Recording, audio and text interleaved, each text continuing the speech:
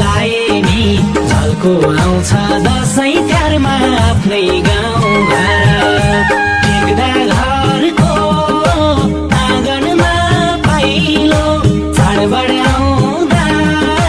गाउँघरै रमाइलो गाडैमा पिङ्हाल्ने पिपलु र बर जति मिठो खाए नि जति राम्रो लाए नि झल्को आउँछ दशैं तिहारमा आफ्नै गाउँ घर झल्को आउँछ दशैं तिहारमा आफ्नै गाउँ घर